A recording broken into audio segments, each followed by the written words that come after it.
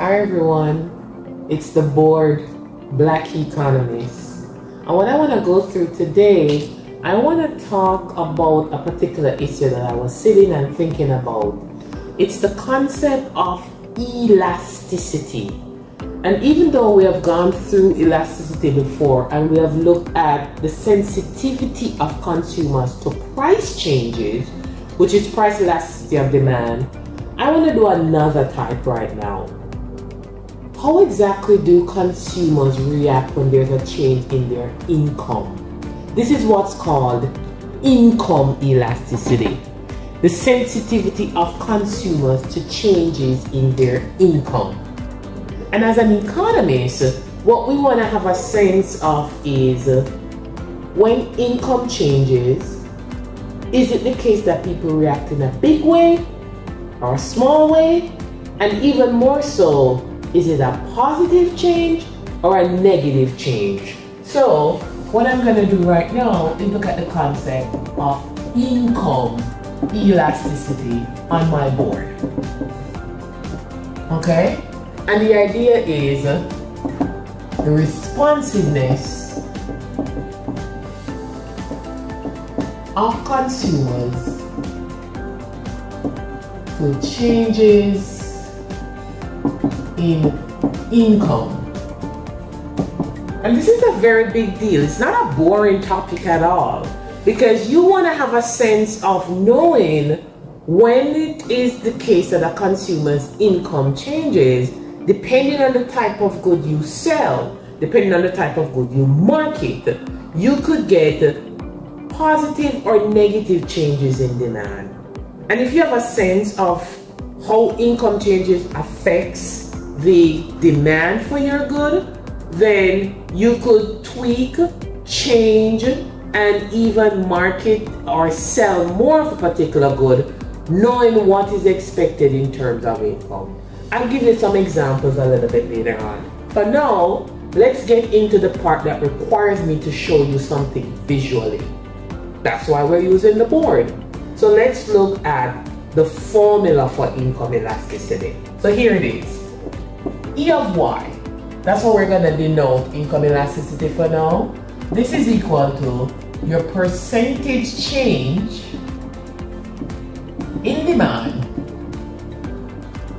and you're going to divide this by your percentage change in income. So the percentage change in the demand for your good, and then you're going to divide that by the percentage change in income. Now, the reason why I'm using the board is we have these more so quantitative measures associated with income elasticity. But I'm going to help you to simplify percentage change. Percentage change you can calculate in anything. Percentage change just pretty much refers to a movement from something to something. So here's the example I like to give. Let's say one day you are driving really fast at 100 miles per hour. By the way, don't do this. This is illegal in every state.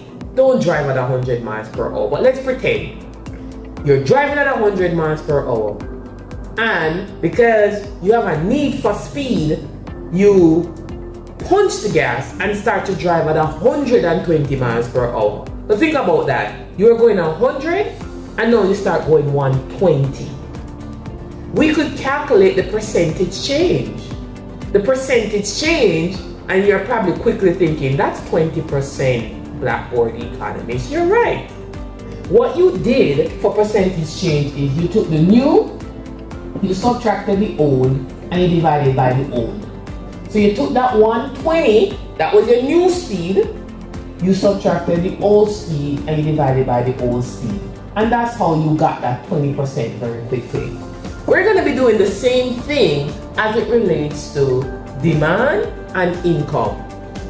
I'm going to say your income used to be a certain amount, and then it changed to another level. So you got a new and an old. And because of that, demand used to be a certain amount, and then it changed to another level. But before we do an example, there's something I need to show to you. When you actually calculate the income elasticity, the number matters. In fact, I'm going to show you real quick. If you calculate the income elasticity and it comes out to be a positive number, now watch me, it's a positive number.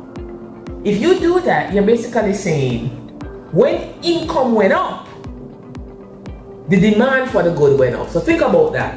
When people got more money, they demanded more of your good. Okay? That's when it's positive. So think about it. People get richer, they want more of my good. These types of goods are called normal goods. So if you have a normal good and people get more income, expect them to buy more of your good. If you have a normal good and this person gets a promotion, expect them to buy more of your good. Now, it could be the case where the income elasticity is negative. Now watch me. What that is saying is, when people get more income, they want less of your good. You notice the negative? One went up, one went down. So when people get more income, they want less of your good. When people get richer, they want less of these goods. These goods are called inferior goods.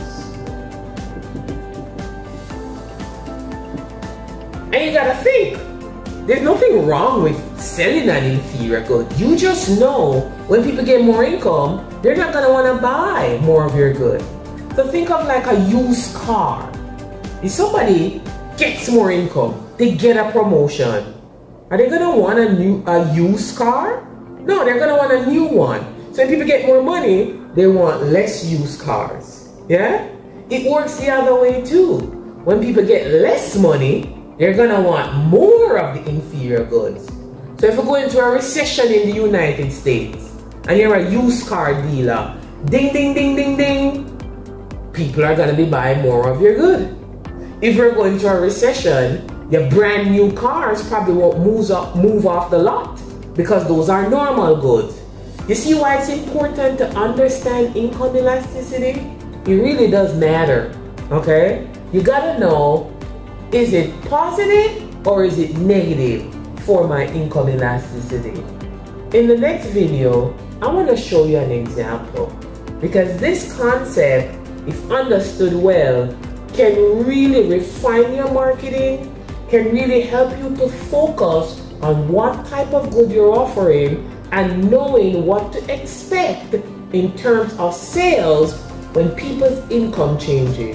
So if you're watching the economy and we're going through a recession, or wages for people are dropping, or people generally feel like they have less money, depending on which one of these goods you have, your sales is going to react in a particular way.